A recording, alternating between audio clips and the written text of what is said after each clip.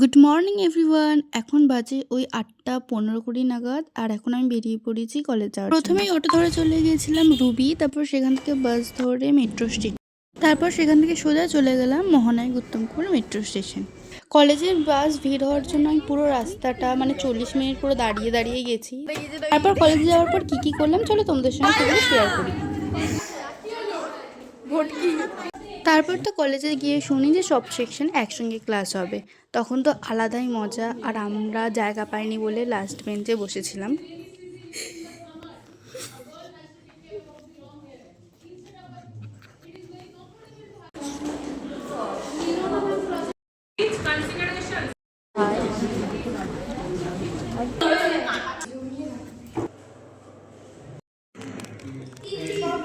তারপর তো টিফিনের পর একটু লাইব্রেরিতে চলে গেছিলাম, কারণ ওদের প্রজেক্টের কোনো টপিকের জন্য সমস্যা হচ্ছিল।